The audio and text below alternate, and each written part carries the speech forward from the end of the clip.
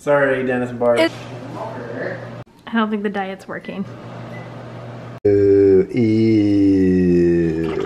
Looks like it's gonna be a little chewy. On this Depends diaper.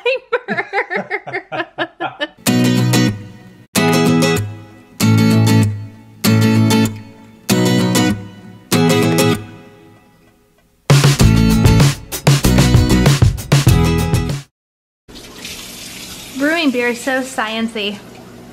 Isn't it? Yes. It's in a test tube. A siphon. Measuring specific gravity. Measuring specific gravity. Boiling things. Reverse osmosis. Do you really do that? What's this called? Siphon? Oh, yeah. I already said siphoning.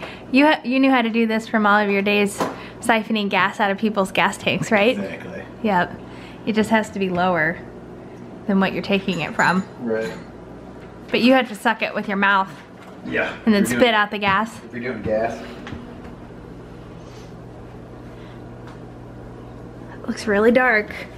Yeah, it's gonna be good. Smells good, tastes good, it's gonna be good. What is it? Porter, St. Paul Porter. Cool. Ew. Looks like it's gonna be a little chewy. So I'm lighting this candle in our room because I'm hoping that I'm gonna get a foot massage because I have all this swelling in my ankles and just wanted to set the mood. And then I realized it's casting a warm glow on this Depends diaper. That I set here because I opened the package just to see what they look like because I've never seen a Depends before. But that's so romantic. Oh my gosh. Oh. You're definitely getting a foot massage. Just wanted there to be video evidence that Rachel's not the only crafty one in this relationship. But she actually did cut out some of the stuff that I'll be using, and I'm gonna make a sign out of that. So one of the cool things and one of the sad things about being in the military is that we're always getting new people, we're always seeing people leave. My lead petty officer, LPO is what we call it, of our clinic of optometry is actually PCSing or getting stationed over in Japan. And he asked me to put together basically almost, it's just a sign of where he's been stationed. So I'm doing that right now and I'll show you guys the finished product. Looks like Iris approves. All right, let's get her mounted. Is this your first full solo project? Well, I mean, you printed the things for me. That's true. But yeah, I really like how it turned out. I do too. Yeah, it looks really good. Yeah, I think he'll like it. You did a good job. Thanks, honey. Let me get some close-ups. I'm really impressed that this didn't peel up with the transfer tape. Just gotta have faith. Well, I've messed up too many times to have faith. Nice. Yeah. Iris loves pink blush. Mm-hmm. Mm-hmm. Good thing I'm sitting in a really flattering position. I officially don't have any more ankle bones. This is like the first real day that there is for sure swelling. Okay. So when my dad was here for Thanksgiving, he was telling the story, he's told this story a bunch of times, but he was telling the story about how his friend that lived next door when he was growing up would search the entire house with a fine-tooth comb looking for his Christmas presents before Christmas and would actually like play with them and then put them back where they were hidden so that by Christmas time he had already been playing with his presents for like a month. Well, my parents went shopping while we gave my sister and brother-in-law eye exams, and I knew that they were doing like Christmas shopping, and then when they got home with all their stuff, they were like, don't look over here, da da da da da. And so then Brad's outside brewing a batch of porter beer, and he's out like by the shed, and his like putzing around in the shed and realizes that there is hidden behind a pillow in the shed one of the things that we were wanting for Christmas this year, which is a pressure cooker. So, sitting out in the shed. Sorry, Dennis and Bart. Is our Christmas present, so of course we're using it. But I have no idea how to use this thing. If all else fails, read the instructions. Which I have out. Pressure cooking. That's step 1. I gotta go check them over. Oh, okay. So we're trying to make some chicken. Turn the steam release handle to the venting position to let steam out. Whoa! That's a lot of steam. Man, that thing is pressury. What'd you say? Cooking. Oh. Wow. I wonder how long it does that. Rusty hates it. I should go ahead and get a facial. What's a ton of presents? That's the best kind of package. Wow. Should we open them? Yeah. Maybe we could each just pick one. Thanks, Mom and Dad. I bought this on Cyber Monday.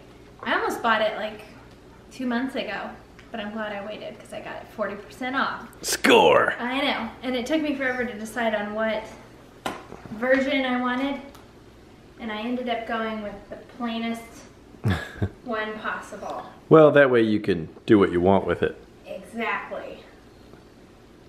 You probably could have made that yourself, honey. It wasn't worth it, especially for what I paid. It was like $18. Nice. So yeah, and then I think they'll both fit on here. I hope so. Yeah, no kidding. Maybe not with the rate that they're growing. Speaking of which, I had another doctor's appointment today. We totally forgot. We updated Instagram and Facebook, which you guys should check us out on, but we didn't update the vlog. So Rachel's Monday appointment revealed that our baby boy is 5 pounds 4 ounces and baby girl is 4 pounds 8 ounces. So they're both growing like weeds. Speaking of growing like a weed, so is Rachel's belly. She's actually measuring at 39 weeks. So everything else was perfectly normal. Everything's doing great. Iris will be joining us. Per usual. So my doctor's appointment today overall went well, but did not start out that way. It was supposed to be a non-stress test, which I've never had before. Did you know what I was going in for? Yeah. Did you know what that meant? Yeah. Oh. That you just lay there and they hook something up to you for an hour. I know. Well, it was only going to be 20 minutes, as it turns out. But 20 minutes each baby or just total? I think total. Huh, right. Yeah. So I guess the idea is that she didn't even explain it to me. The nurse that was like trying to get everything hooked up, she might have been new because she was struggling. And I let her know that this was the first time I'd ever had this test and that I didn't really know what it was doing. And she was like, oh, okay. And then just like kept working. Oh, me neither. Yeah. That makes 2 of us. Yeah, right. Blind leading the blind. So they had to hook up 3 monitors to me and they were each like this big.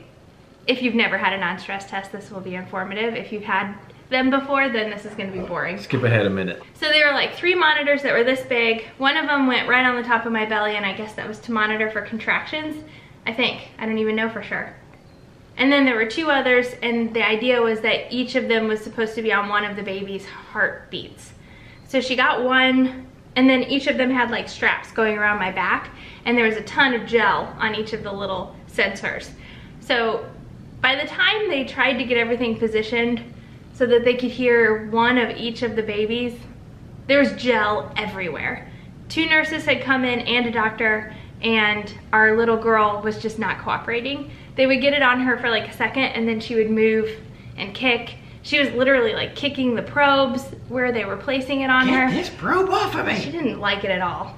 So our boy was perfect the whole time. He was just staying still and staying still and allowing his heart rate to be monitored. But her, man, she was having a little heyday in there. Well, that's too bad. Yeah, so, but they think he probably can't move much because she's sitting on him. So, anyway, the doctor decided we were gonna call it after like 30 minutes of trying to get it positioned and you can't walk out of there without passing either the non-stress test or the biophysical profile. You have iris hair on your face. What else is new? Right? Well, that's exciting. I know. So it meant I got to see the babies again. And now, from here on out, it's just gonna be an ultrasound on Monday and an ultrasound on Thursday every week. They're not even gonna try an ST again, which I think is kind of weird because I feel like they should monitor for contractions at some point. I don't know. They're the doctors. Yes, so. Well, I think we'll end the vlog here. Yeah. Hopefully, we'll have the name revealed On Sunday. video done Sunday. I think we'll get it done. We're slowly progressing and putting it together. It's a lot of moving parts coming together. Mm-hmm. But it's gonna be cool. Hopefully. Oh, I thought of another thing. So I had a question about like if the babies ever get to a certain point like in size, whether or not they would take them early, and they won't because their size doesn't equal maturity. So just because they're measuring ahead in size doesn't mean that they're like more mature than their gestational age. So that makes me feel less anxious about getting them here. They need to bake a little while longer. Mm-hmm. I also learned... Was that the question on Instagram that you were gonna... I don't remember.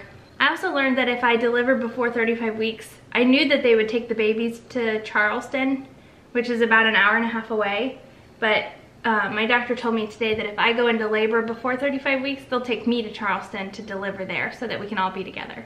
That's good. Well, hit that like button if you enjoyed what you saw. And subscribe if you want to follow us because... Things are moving quickly. Things are moving quickly. It's getting intense. Rachel's belly gets bigger every day. It's gigantic. I think next week, since I'm having 2 doctor's appointments a week, I'm gonna start doing weekly updates until the end. So I think I'll do an update next week and then it'll be weekly from there on after. All right, well, have a great weekend and hopefully you'll hear from us Sunday. Bye. Bye. Say bye, Iris.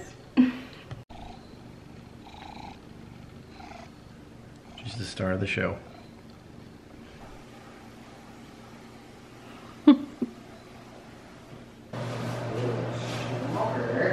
I don't think the diet's working.